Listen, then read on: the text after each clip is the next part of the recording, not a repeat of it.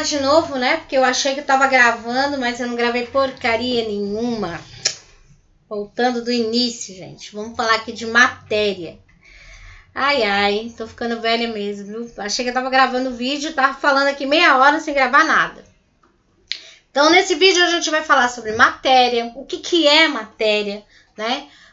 Quais são as características que precisam ser observadas para diferenciar uma matéria da outra. O que influencia na sua estrutura física, na mudança dessa estrutura física, quais são as propriedades, né, que a gente tem que observar quando a gente está falando de matéria, tá? Bem, a matéria é um dos conceitos básicos que a gente vai estudar em química, tá? Aqui tem alguns deles, que é matéria, corpo, objeto e energia. Energia vocês não vão estar falando necessariamente sobre isso nesse momento, mas é um conteúdo que será trabalhado também. Primeiro, entender o que é matéria, né? Conceito geral, mais aceito, é que matéria é tudo que tem massa e ocupa lugar no espaço, ou seja, possui volume. Corpo é a quantidade limitada de matéria e objetos são corpos fabricados com determinado uso. Exemplo, o mármore é matéria. Se eu pegar um bloco de mármore, eu tenho um corpo.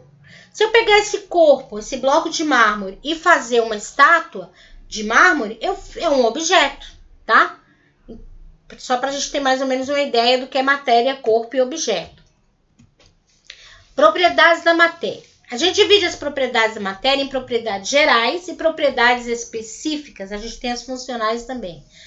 Propriedades gerais. Eu costumo dar como exemplo a coisa dos olhos. Por exemplo, todo mundo tem olho, né? Todo mundo tem 2 olhinhos. Mas algumas pessoas têm olho azul, outros têm olho verde, outros olho castanho, olho preto. Ter olho é algo comum a todos, todo mundo tem. Mas ter olho azul, ter olho verde, ter olho castanho, não é todo mundo que tem. Alguns têm olho verde, outros têm olho castanho, outros têm olho azul. Então, ter olho seria uma propriedade geral. Ter olho azul, ou verde, ou castanho, ou preto, seria uma propriedade específica, porque não é igual para todo mundo. Exemplos de propriedades gerais: massa, volume, penetrabilidade, divisibilidade, compressibilidade, elasticidade, são exemplos de propriedades gerais. E as específicas, a gente tem dureza, a gente tem densidade, né? São exemplos de propriedades específicas, não é igual para todo mundo. Alguns corpos são mais duros, outros são mais maleáveis. A densidade não é igual, cada corpo tem uma densidade diferente, porque a densidade ela depende da razão da massa dividida pelo volume, que é coisa que a gente vai ver mais adiante. Então, aqui um gráficozinho de propriedades da matéria, então, geral, né, massa e volume, a funcional, que vai depender da função química dessa matéria, e a específica. A específica a gente vai dividir em 3 grupos. A gente tem as organolépticas, que são aquelas que a gente pode perceber pelos órgãos de sentido. A gente tem as químicas e a gente tem as físicas, né, que são ponto de fusão, ebulição e densidade. A gente vai falar um pouquinho de cada uma delas, tá?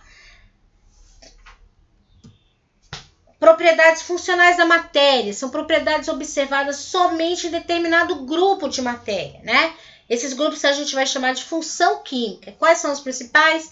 Ácidos, bases, sais, óxidos e hidretos. Vocês vão estudar as funções químicas, parte dela agora no primeiro ano e vão ver o restante no segundo e terceiro ano.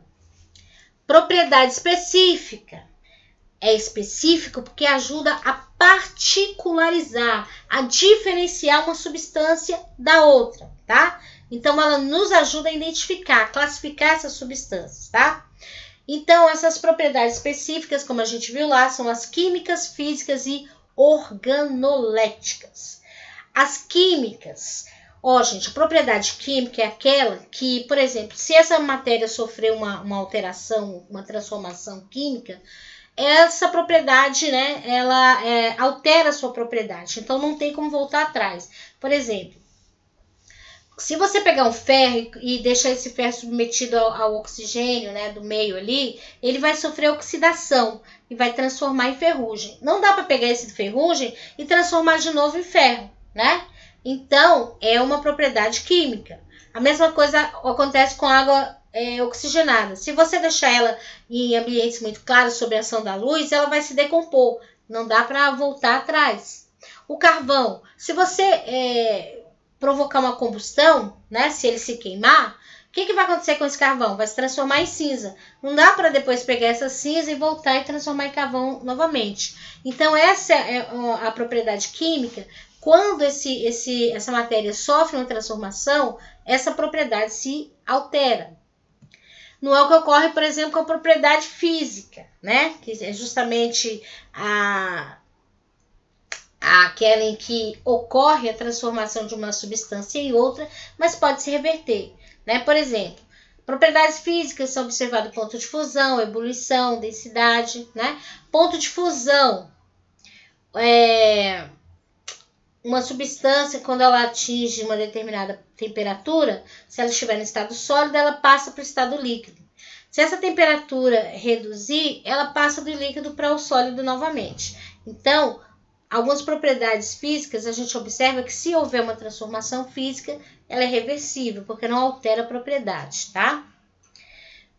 Ponto de fusão, como eu falei, é uma dessas propriedades, ela indica o momento, né, em qual temperatura uma matéria passa do estado sólido para o estado líquido.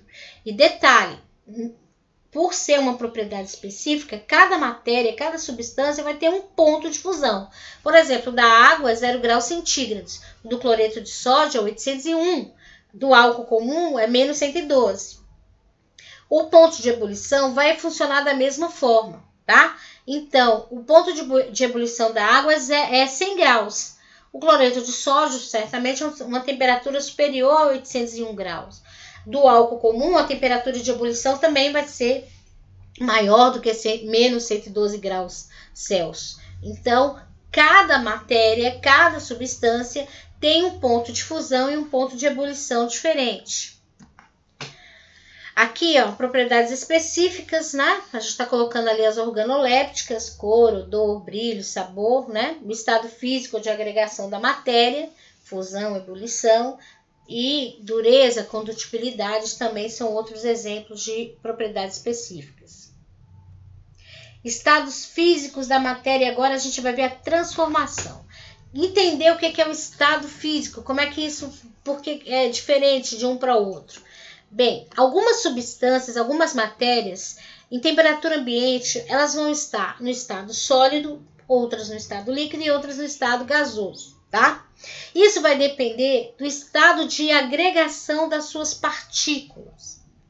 Quando uma substância está no estado sólido, por exemplo, a gente tem que essas partículas estão muito próximas uma das outras, muito bem organizadinhas. Isso faz com que quase não haja movimentação entre essas partículas. Por conta disso, uma matéria, uma substância no estado sólido, ela vai ter volume definido e forma definida. Então, se eu pegar, por exemplo, uma pedra de gelo, está no estado sólido, partículas bem próximas, bem organizadas. Não há praticamente vibração entre elas. Então, se eu pegar essa pedrinha de gelo, colocar numa vasilha quadrada, ela vai ficar quadrada, porque a vasilha é assim? Não, ela continua com o mesmo formato. Numa vasilha redonda, ela vai ficar redonda por causa do formato da vasilha? Também não. Ela não muda o seu formato para se adequar ao espaço onde ela está, não. Porque ela tem forma definida, ela tem volume definido. Quando essa substância ela está no estado líquido, o que acontece? Essas partículas estão próximas, mas a organização entre elas já não é tão igual como é no estado sólido. Há mais espaço entre elas, então há maior movimentação, maior agitação dessas partículas, tá? Aí o que vai acontecer? O volume dela vai ser definido, mas a forma vai ser variável. Vamos imaginar a água. Se eu pegar 1 litro de água e colocar num vasilhame cilíndrico, como uma lata de óleo, por exemplo, ela vai ser 1 litro de água, mas ela vai estar no formato cilíndrico ali. Se eu pegar esse mesmo litro de água e colocar numa vasilha redonda, ela vai ficar no formato redondo. Numa vasilha quadrada, no formato quadrado, mas continuará sendo 1 litro. Por quê? Porque o volume é definido, mas a forma é variável. Já no estado gasoso, o que a gente tem? A gente tem essas partículas muito distantes, né? Muito desorganizadas, então há muita agitação, quase não há, a atração entre elas é muito baixa, né? Então, no sólido a atração é muito forte, no líquido a atração é mediana, mas no gasoso a atração é muito baixa entre essas partículas. Então, muita agitação entre elas. O que isso vai acontecer? Elas vão ter volume variável e forma variável, tá? Então, se eu pegar, por exemplo, uma quantidade de substância no estado gasoso e colocar no potinho, ela vai ficar toda dentro daquele potinho. Mas se eu abro esse potinho, ela se expande, ela se espalha pelo espaço, ok? Bem, as substâncias, elas podem sofrer mudança no seu estado de agregação. Fatores vão influenciar. Entre esses fatores, a gente vai ter a temperatura. O aumento de temperatura faz também que essas partículas se distanciem, se tem uma agitação maior, tá? Então, o que vai acontecer? Se essa substância estiver no estado sólido e há um aumento de temperatura, ela pode partir do estado sólido para o líquido. A gente vai dizer que houve aí uma fusão. Se essa temperatura continua aumentando, essas partículas vão se tornar cada vez mais distantes, menor a atração entre essas, maior agitação, e ela vai do estado líquido para o estado gasoso. Aí a gente vai dizer que houve a vaporização. A vaporização ocorre de duas formas. A evaporação, que é aquele processo natural, por exemplo, uma roupa no varal, evaporação. E a ebulição, que depende de uma ignição. Por exemplo, a água que você põe para ferver, você acendeu a chama, então você teve uma ignição ali, tá? Vamos supor que essa temperatura agora começa a fazer um processo inverso. A temperatura agora vai baixando. Então, vamos pegar uma substância que está no estado gasoso. Então, as partículas lá estão agitadas, baixa atração entre elas, mas aí a temperatura começa a cair. O que vai acontecer? Essas partículas começam a se aproximar, aumenta a atração entre elas e ela vai passar do estado gasoso para o estado líquido. Aí a gente vai dizer que houve a condensação, que é o que acontece quando chove, né? Então, o que a gente tem? As nuvens são água no estado gasoso, né? São vapor d'água.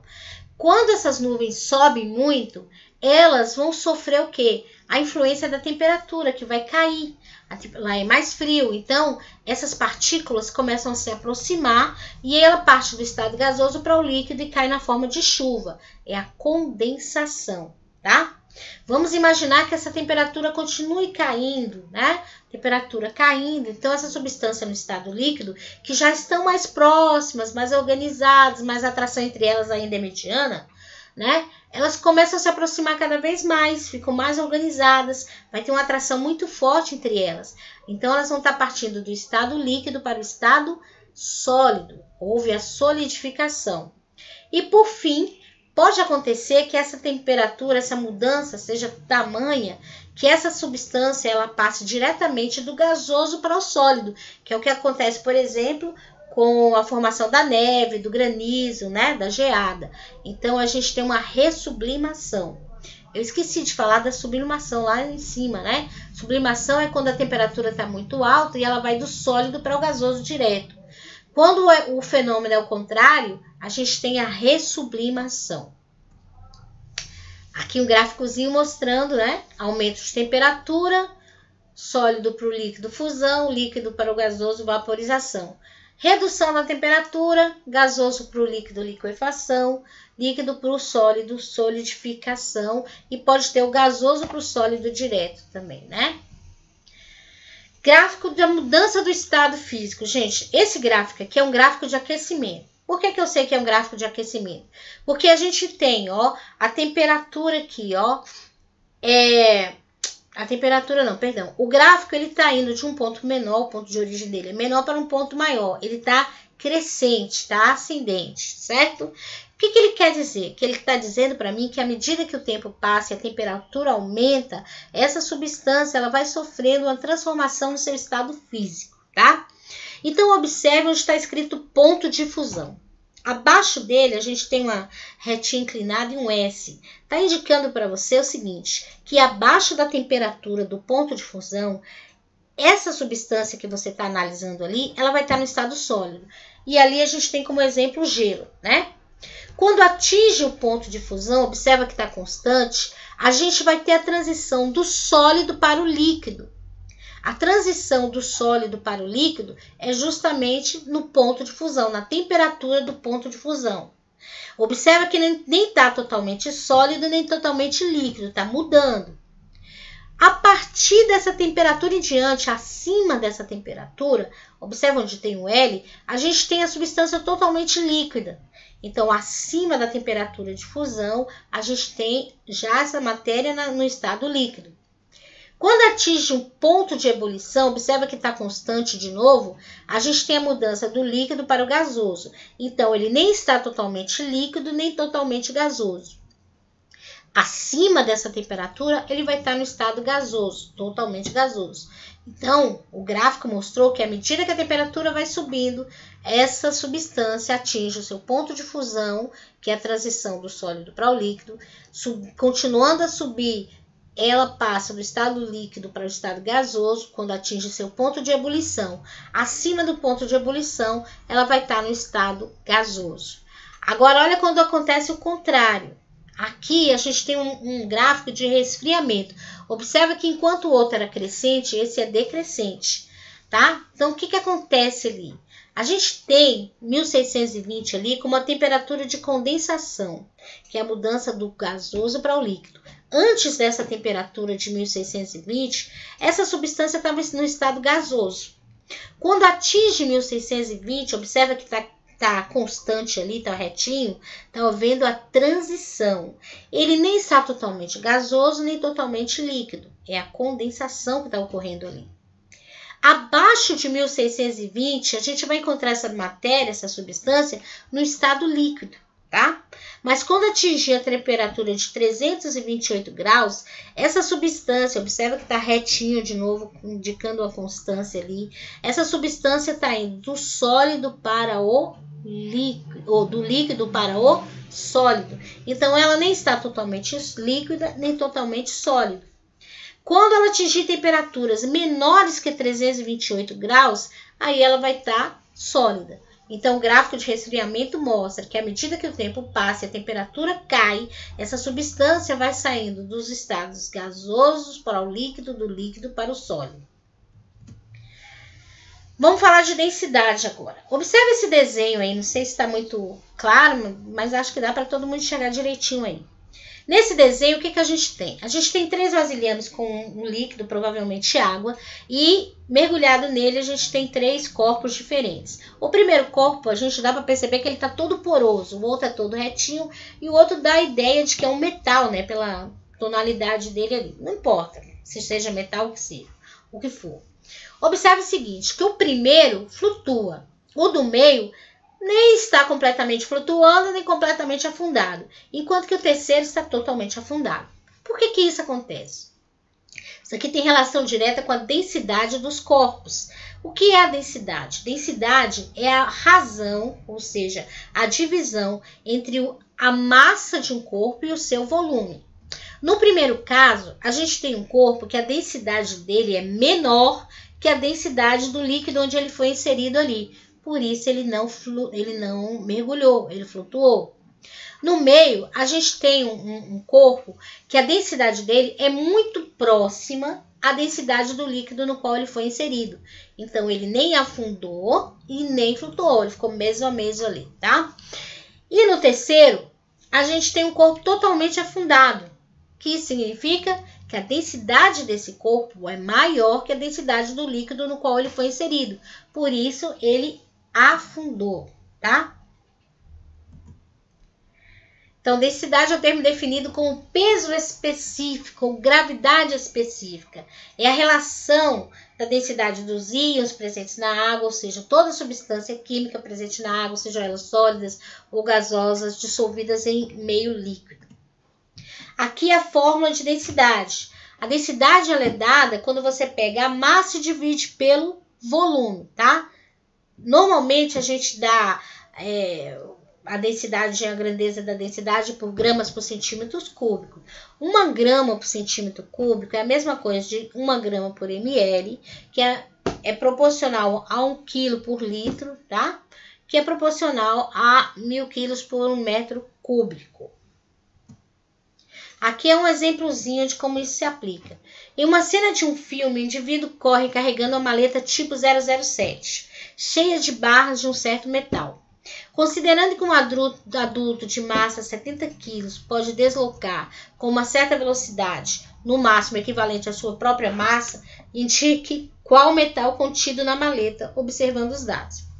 Bem, primeira coisa, a gente vai achar a densidade aí desse cara, do peso dele, pelo volume da maleta. Então, 70, que é a massa, está em quilos, a gente vai transformar em gramas, né? 70 quilos para transformar em gramas, a gente vai multiplicar por 1000. Do maior para o menor, lembra? A gente multiplica.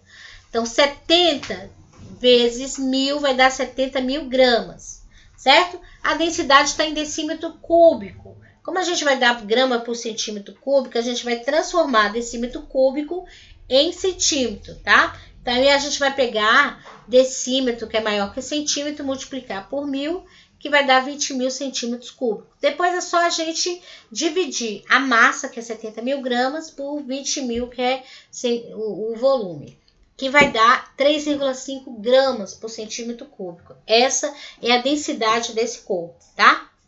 Bem, se a densidade dele é 3,5 e ele só pode suportar ou se deslocar uma massa equivalente, uma densidade equivalente à sua, dos metais que ele sugeriu ali, alumínio, zinco, prata, chumbo e ouro, o mais próximo disso é o alumínio, que tem a densidade igual a 2,7. Não poderia ser nenhum dos outros, porque a densidade é maior do que a gente conseguiu aqui do corpo, que é 3,5.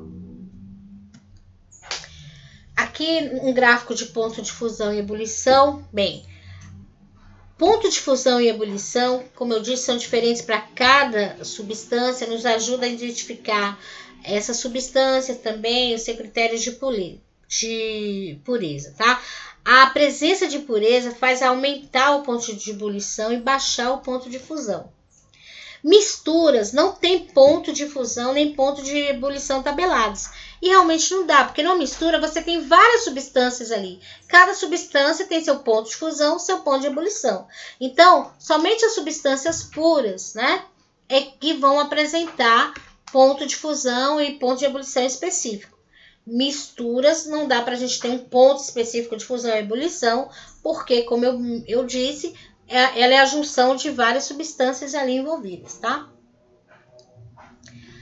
Agora vamos falar de solubilidade. Então, o que é solubilidade? Solubilidade é a capacidade de uma substância de se dissolver em outra, tá? Essa capacidade no que diz respeito à dissolução de um sólido em um líquido é limitada, ou seja, existe um máximo de soluto que podemos dissolver em certa quantidade de solvente. Então, solubilidade está diretamente relacionado à formação de soluções. O que é uma solução? Uma solução é a junção de um soluto, que é o que vai ser dissolvido, mais um solvente, que é onde o soluto será dissolvido. Então, soluto mais solvente é igual a solução. Só que essa solução ela vai depender exatamente da quantidade de soluto que está sendo dissolvida nesse solvente, tá? Então, tem um limite. Esse limite é dado pelo coeficiente de solubilidade, tá? Que é definido como? A gente pega a massa do soluto e divide pela massa do solvente, tá? Em geral, a gente usa 100 gramas de solvente, né? Para ter como padrão aí, né? A quantidade de soluto por 100 gramas de solvente, para a gente encontrar esse coeficiente de solubilidade, tá? Então, isso significa o quê? Que determinada quantidade de soluto se dissolve em determinada quantidade de solvente. Se eu aumento a quantidade de soluto, não vai se dissolver tudo. Uma parte vai ficar sem ser dissolvida. Por quê? Porque ultrapassou esse coeficiente de solubilidade.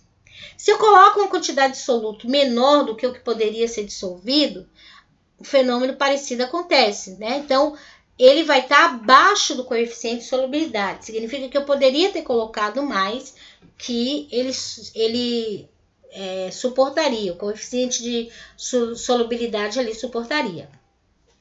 Então, aqui, para lembrar, cálculo da solubilidade é dado massa do soluto dividido pela massa do solvente. Aqui é um exemplo do gráfico da solubilidade. Essa linha escura a gente vai chamar de curva da solubilidade, certo?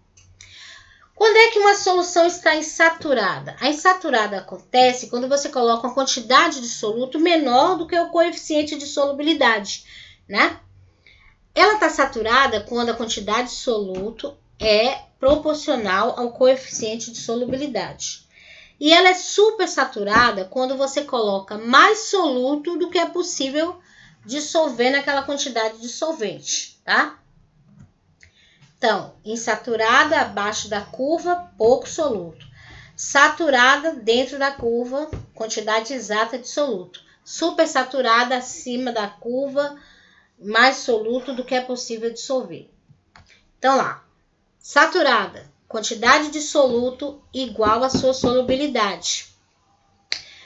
Insaturada, quantidade de soluto menor do que a sua solubilidade.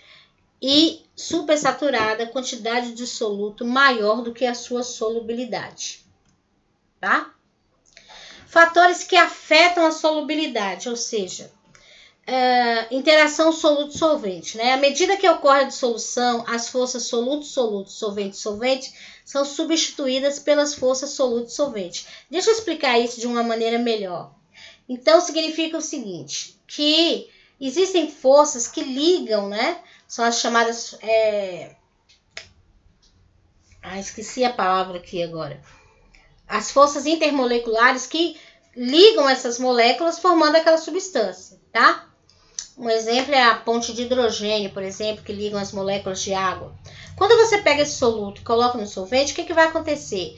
Essas forças que estão ligando essas moléculas do soluto e as que estão ligando as moléculas do solvente, elas começam a ser substituídas pelas forças que vão ligar o soluto ao solvente para formar essa solução. Por exemplo, eu ponho açúcar dentro da água. Então, tem as forças que ligam as moléculas do açúcar e as forças que ligam as moléculas da água. Como eu vou misturar e tiver uma quantidade exata de solvente, de soluto, o que vai acontecer? Eu vou criar a substância água açucarada. Se isso aconteceu, por quê? Porque as forças que ligavam as moléculas de açúcar se desfizeram e se juntaram as moléculas de água, formando a molécula ali de água açucarada. Mais ou menos isso, espero que vocês tenham entendido. Fatores que afetam a solubilidade também, como a gente viu no gráfico, são a concentração da solução, né? Solução insaturada tem menos soluto do que o limite, né? Então, por exemplo, se eu pegar um copo d'água, vamos imaginar 300 ml de água. Nesses 300 ml de água, para fazer água açucarada, eu tenho que colocar 2 colheres de chá de açúcar, ok?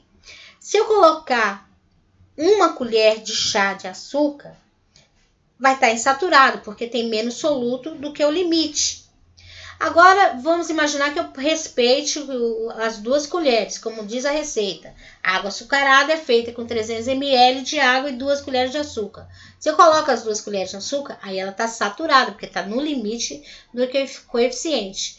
Mas, se eu coloco demais, falo, não, 2 colheres de açúcar é pouco. Eu quero uma água açucarada bem forte. Aí eu vou e coloco 4 colheres de açúcar. O que vai acontecer? Vai dissolver tudo? Não, não vai. Só vai dissolver até a quantidade limite do coeficiente de solubilidade, que são as 2 colheres. Se eu coloco mais, o que eu coloquei a mais vai ficar ou flutuando ali, ou vai para o fundo, formando o corpo de fundo, né? Vai precipitar, tá? Só vai dissolver até o coeficiente de solubilidade. Acima disso aí, ele vai ficar ou flutuando, aí fica aquela água branquela, né? Branca ali, parecendo que eu coloquei um pouco de leite, ou então ele vai depositar esse açúcar lá no fundo, tá? Quando isso acontece, a gente diz que a solução foi super saturada, tá? Gente, isso é o que eu tenho para falar com vocês sobre as propriedades e a solubilidade. E depois eu mando um vídeo sobre as misturas, como elas ocorrem, com os processos de separação, tá bom? Tchau, tchau.